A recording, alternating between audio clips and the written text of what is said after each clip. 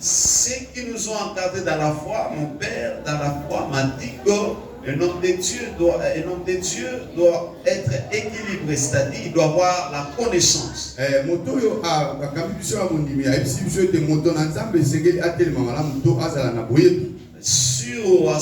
C'est faire l'idée sur tout le plan. Alléluia. Alléluia. Il doit être un homme ouvert. Il doit être un homme aussi cultivé. Alléluia. Par des recherches, on peut avoir la connaissance. Avant que ma tablette se ferme, je voudrais vous ajouter quelques versets bibliques que vous allez déjà noter. Je vais vous redemander ces versets. Nous avons Genèse chapitre 26. Genèse 26, verset 12. Il y a aussi Genèse 3, verset 19. Genèse 3, verset 19. 2 Corinthiens chapitre 3, verset 10. Non. 2 Thessaloniciens 3, 10. 2 Corinthiens chapitre 9, verset 6. Genèse chapitre 8, verset 22. Alléluia. Lorsque nous parlons de l'entrepreneuriat, frères et sœurs, vous comprendrez que Dieu, le Dieu que nous prions, le Dieu que nous servons, il est le tout premier entrepreneur. Considérez l'œuvre de la création. Considérons la création. C'est une œuvre entrepreneuriale de Dieu. La création. Alléluia. Vu que Dieu, c'est un grand entrepreneur.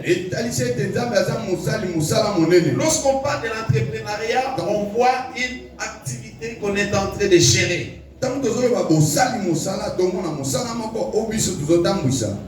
Vous savez, lorsque Dieu a créé l'homme,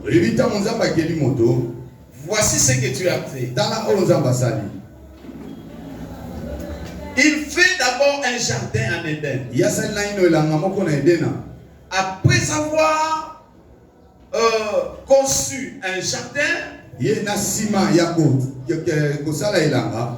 la Bible dit qu'il prit l'homme et le plaça dans le jardin pour que celui-ci le cultive et le garde. Vous comprendrez que Dieu, après avoir créé l'homme, il plaça l'homme dans l'activité. Amen. Amen. Il plaça l'homme dans l'activité.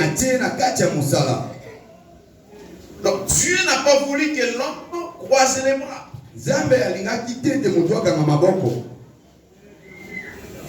Étant la source de toutes les ressources, Amen. Amen. Dieu est la source de toutes les ressources. La Bible dit que c'est celui qui donne la semence au semeur. Alléluia. Il donne la semence au semeur. Il a placé l'homme dans le jardin pour qu'il cultive le jardin. Ici, nous faisons allusion à l'agriculture. Alléluia. Donc l'agriculture est la toute première ressource que Dieu a disponibilisée pour l'activité de l'homme. L'agriculture. Voyez la terre que Dieu nous a donnée. C'est une ressource. Parce qu'à partir de la terre, tu peux s'aimer. À partir de la terre, tu peux récolter quelque chose. Vous savez, au Congo, frères et sœurs, normalement, on ne devrait pas se plaindre de la famine. Dieu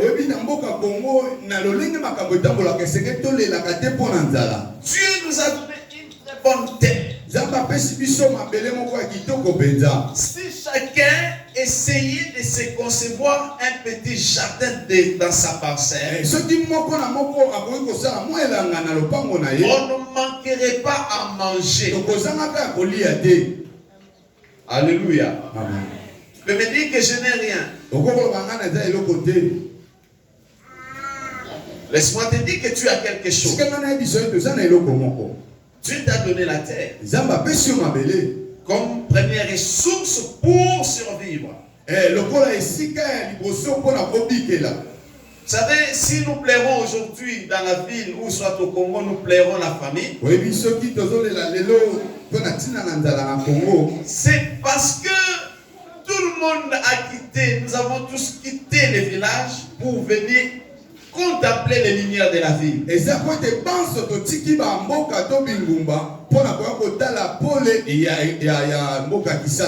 Gloire à Dieu pour ce que le gouvernement est en train de faire pour étendre le développement aussi dans l'arrière-pays.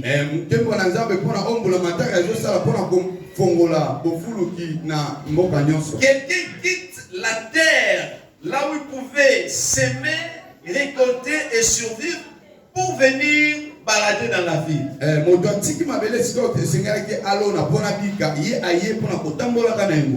Alléluia. Amen.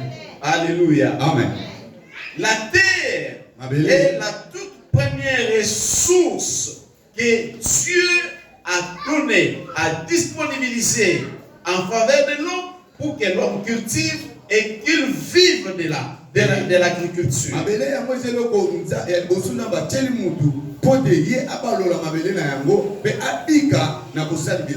Alléluia. Comme pasteur responsable, je ne dois pas tous les jours vous amener à la délivrance. Nous entrerons au ciel. Mais avant d'aller au ciel, nous aurons besoin de manger.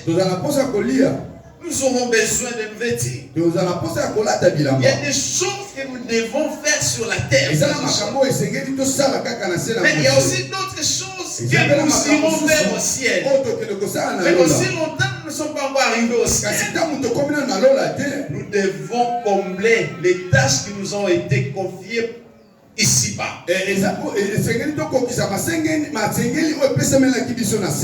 y a un aîné qui nous disait, frère, yo ozowe da kokota lola, est-ce que soli hamburger? Ok, soit problème dans Nzambe pamba kuna na lola. Est-ce que soli hamburger? Est-ce que soli a saucisse de nini wana vivre il est en train d'étaler tout. Tu risques que Dieu te renvoie sur la terre parce que tu n'as pas consommé ces choses. Alléluia. Amen. Il y a certaines personnes qui pensent que le ciel nous suffit. Oui, le ciel c'est l'idéal de notre foi. Mais il y a des choses que Dieu souhaite que nous goûtions. Alléluia. Amen. Il y a des choses, frères et sœurs. Donc, ce que Dieu a créé, ça doit rester pour les païens. Nous devons enlever cette façon de penser. Alléluia. Amen. Nous devons être équilibrés dans la foi. Il faut manger. Alléluia. Amen. Tu vois, nous sommes des hommes forts dans la foi. Nous sommes hommes forts dans la prière. Nous seulement, c'est le ciel qui nous concerne. Vous savez, à un moment donné, quand nous avons commencé ces choses de prière, on se disait, bon, moi, je pense que c'est inutile de chercher beaucoup de choses parce que Jésus revient bientôt.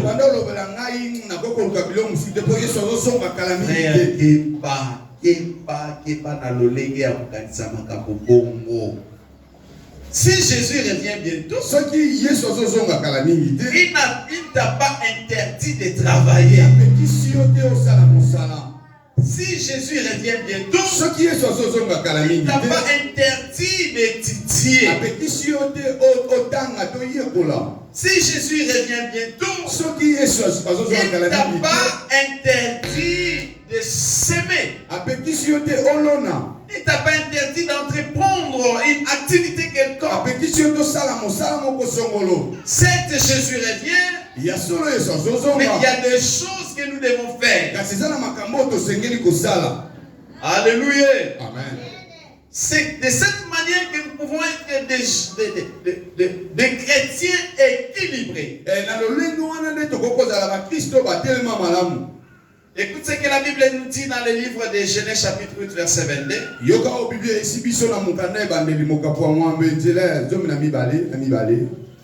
Tant que la terre subsistera,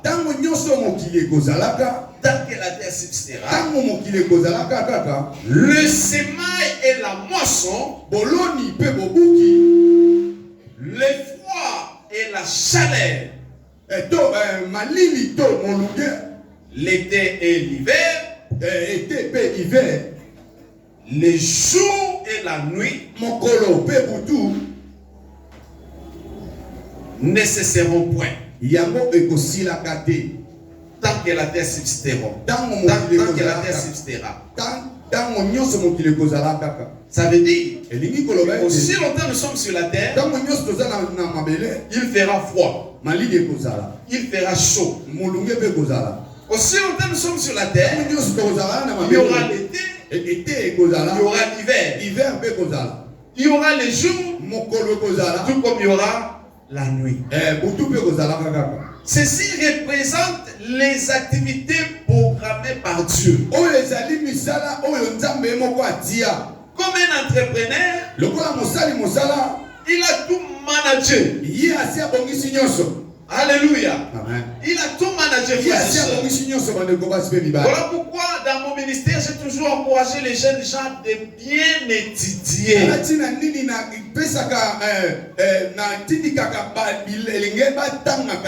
Tous les jeunes gens qui sont à mes côtés, je les ai toujours encouragés à bien mener leurs études.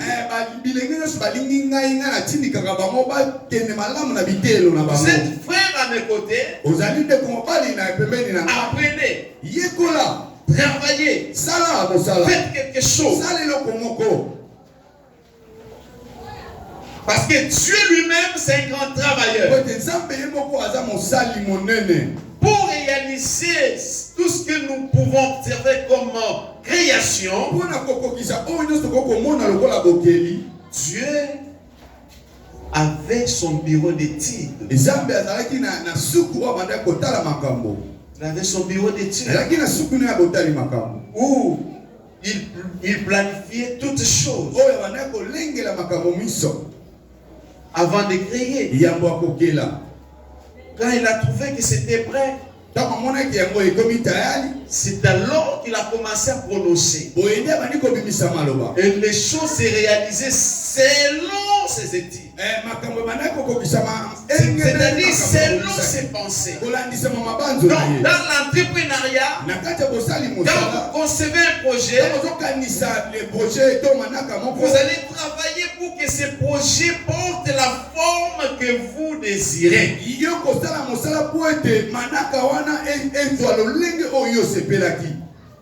Amen, l'église. Alléluia. Dans l'entrepreneuriat, lorsque on se met à entreprendre une activité, on doit travailler. Alléluia. Amen. On doit travailler. Bien-aimés, ne croisez pas les bras parce que vous avez prié et que Dieu va vous exaucer. Ne croise pas les bras. Nous venons de passer 36 jours de prière. Et ça court, Dieu nous a exaucés. J'attends que le Seigneur matérialise. Ça c'est être insensé. Et ça c'est avoir, ça c'est manquer la foi. Alléluia. Amen. Nous avons prié. Nous avons la foi que Dieu nous a exaucés. Mais au-delà de ça, nous sommes appelés à faire ce que nous pouvons faire. Ça veut dire, Dieu a sa part. L'homme aussi a sa responsabilité. Alléluia. Amen. Alléluia. Amen. Vous verrez dans les textes que nous venons de lire que Isaac avait semé. Mais avant d'arriver à Isaac, vous verrez qu'après que Dieu ait chassé Adam et Ève dans le jardin, parce qu'ils avaient deux enfants, Caïn et Abel. Caïn était un agriculteur. Et son frère Abel était un éleveur. Et là, nous voyons les deux grandes activités qui ont conduit nos ancêtres dans leur vie. Alléluia. Amen. C'est donc la ressource qui ont permis à ce que ces gens survivent.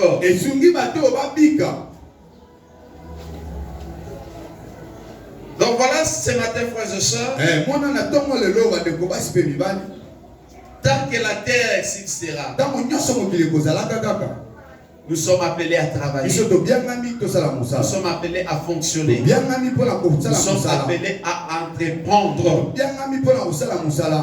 Alléluia. Amen. Lorsque vous croisez les bras, ne pensez pas que tout va tomber du ciel.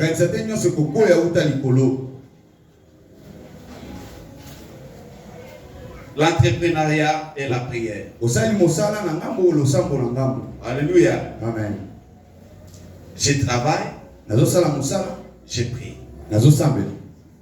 J'entreprends une activité, je cherche la face de Dieu. Alléluia. Amen. Et c'est comme ça qu'on peut être un homme équilibré dans la foi. En ce qui concerne l'entrepreneuriat, ça désigne l'action d'entreprendre, de mener à bien un projet. Souvent, ce mot est utilisé dans le secteur des affaires. Dans le domaine des affaires. Alléluia. Amen. Alléluia. Amen. Vous savez, dans l'église, si chacun de nous a une activité qui produit quelque chose, notre église sera grande. Notre église sera puissante. Pourquoi? Parce que lorsqu'il y aura un besoin, nous allons tous mettre la main dans la pâte. Et ce besoin-là sera comblé. Amen, l'église. Amen. L'objectif de ces messages, c'est qu'après ici, que chacun s'imagine qu'est-ce qu'il peut entreprendre pour atteindre un objectif dans sa vie.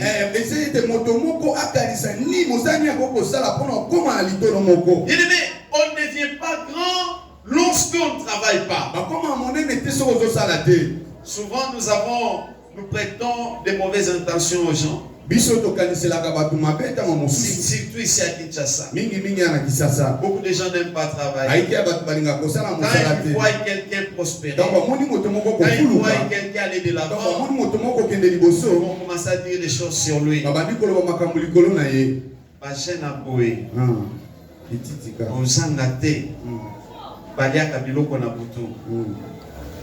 Alléluia.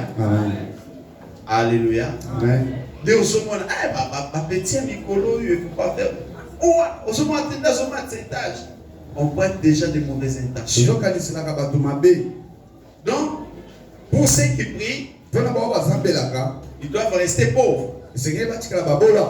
Donc, la prière veut dire rester dans l'état de pauvreté.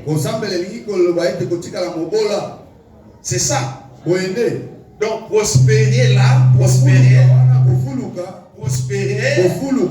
aller de l'avant, faire des grandes choses, construire des longs immeubles, c'est réservé seulement à ceux qui ne prient pas. Beaucoup aussi. Beaucoup aussi. Alléluia. Amen. Je me bats, frères et sœurs. Donc, je viens partager avec vous ce qui est dans mon cœur. Je ne m'aime pas, frères et sœurs. Jamais. Alléluia. Amen.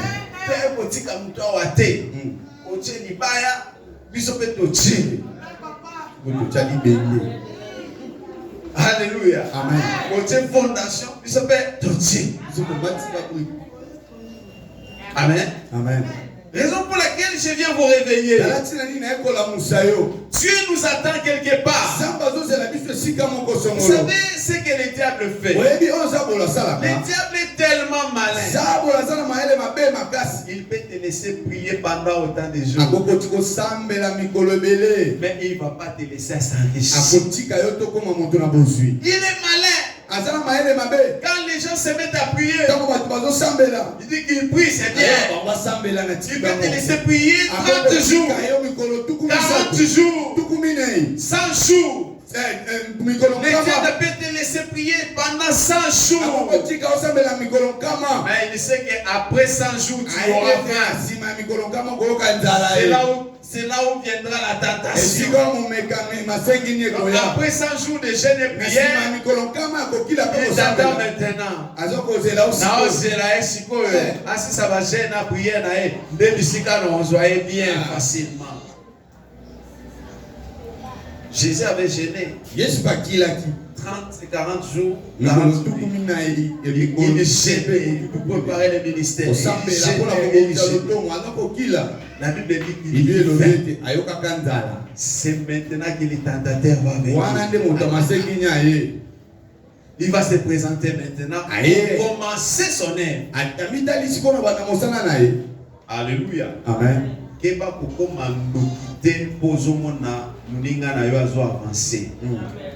Alléluia. Amen. Dans les milieux où nous habitons, les gens sont devenus des sorciers parce qu'ils voient d'autres émerger.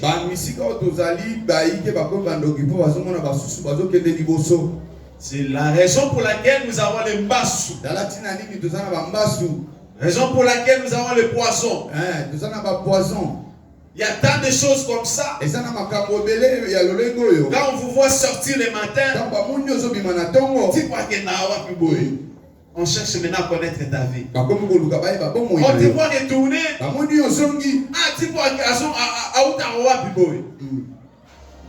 Alléluia. Amen.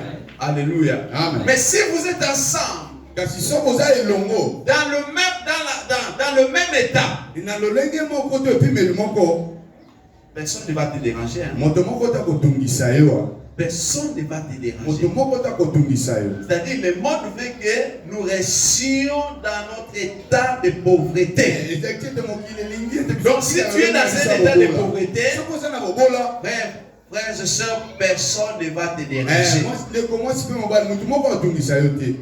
Bon, moi qui l'on va sauter. Jamais. Parce qu'il va dire que les choses sont à ma tête.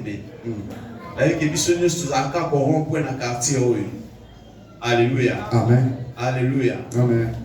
Un enfant de Dieu doit avoir la pensée de son père. La pensée de notre père. De notre père qui est dans le cieux.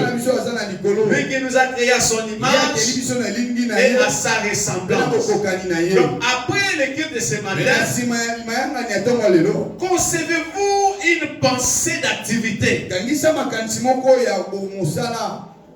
Vous savez, beaucoup de gens, Dieu les a visités, mais ils n'ont pas compris. Dieu vous fait grâce, frère. Vous avez un $100. Mais votre premier $100, vous êtes allé chercher un téléphone. Pour que ça vous produise combien? Et ce téléphone va commencer à chercher les mégas. Pas seulement les mégas, les gigas. Ça va consommer le courant.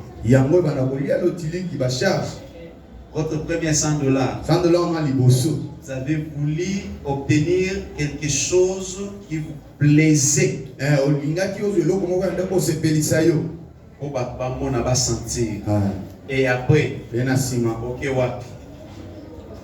Amen. Amen. Alléluia. Amen. Quand vous vivez, vous menez une vie de complaisance. Vous menez une vie de complaisance. Vous n'irez pas loin, mon frère. Vous ne verrez pas grande chose. Quand vous menez une vie de complaisance, il ne faut pas sentir. Vous ne verrez pas grande chose dans la vie. Vous savez, ceux qui sont devenus riches, ce sont des gens qui ont beaucoup travaillé et qui se sont abstenus de beaucoup de choses. Je parle de l'entrepreneuriat. Ils se sont abstenus de beaucoup de choses. Ils se sont concentrés à concevoir des activités qui vont leur permettre de changer leur situation sociale. Donc,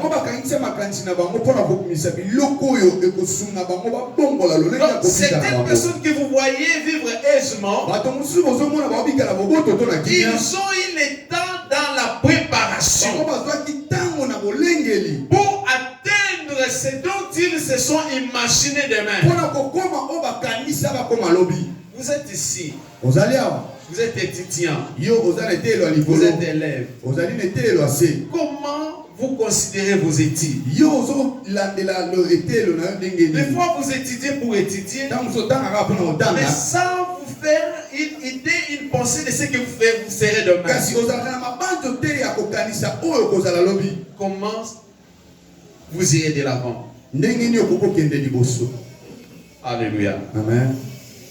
Frères et sœurs, dis-toi un peu ces histoires de prière chaud, on en a. Nous avons la prière, mais il faut que dans nos églises, nous ayons des hommes et des femmes riches. Si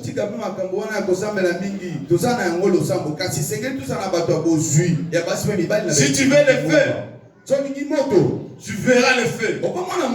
Tu verras l'onction. Tu verras la puissance. Tu verras le miracle. Mais il ne faut pas que je reste dans ces choses. Il faut avancer avec Dieu. Au-delà de l'onction, au-delà de la puissance, il y a des choses que je dois entreprendre. Quand je vous dis ces choses, je suis aussi de me battre là-dedans pour que mon lendemain ne soit pas égal à ce que je suis aujourd'hui. C'est-à-dire tout lendemain on le prépare. On ne peut pas toujours son lendemain. Vous savez, dans l'entrepreneuriat, et ça prend plusieurs domaines de la vie. Ça touche aussi le domaine du mariage. Une sœur, vous la frère Anna Kabelayo. On ça le côté. On y a eu ça le logo. On y a eu 4 jours. On fait un match mabé. faux. Alléluia. Vous savez que même les mariages ici, il y a l'entrepreneuriat. Dans l'entrepreneuriat, il y a ce qu'on appelle la gestion.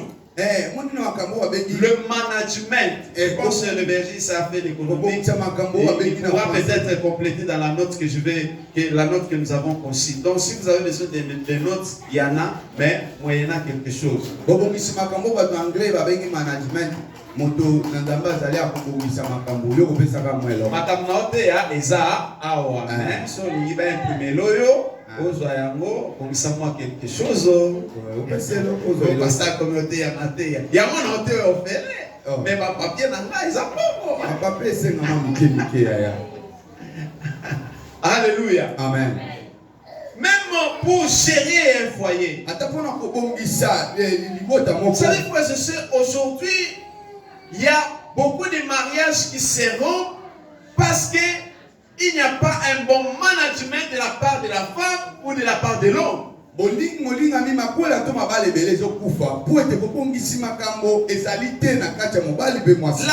ne sait pas comment manager les choses dans son foyer.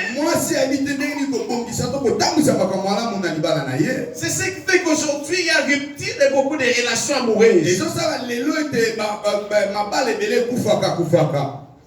Bolingo nanga, yosuka na bolingo nanga, mobali afi nanga, mwasi afi nanga. Siko lobi na bino ozala ndenge nini? Ça fait partie de la management. Alléluia. Mobali abimi, tango azozo. Ndinga azokutela nda, ndinga azokutela yo, ndinga azokutela mesa. C'est ça le management. Vous managez votre mariage. C'est toute une entreprise. C'est toute une entreprise. Le mariage. C'est toute une activité qui touche tous les aspects de la vie. Mobali abimi. Azongi akutoka ndenge ozalalaki. Mbeto etandama te. Mesa kutu kotala kutu te. Anda melakiti atongo bandinti bazometa batu tant papa balobi momuke azomisa misu muke na baba basera ya likolo azomisa misu muke ekomi problème bandi bangomba okomi olundisa papa na ba téléphone bisa téléphone yo bongisa amen yo bongisa soki obongisi osali management moya bien tant papa azokufa mourir na yo alléluia. Tant papa sosonga, aoyoka solo kitoko nanda. Kanai na kisi. Mbeto akia mibwaki. Kwa kutiki il faut na pema. C'est ça. Vous managez votre mariage. Mais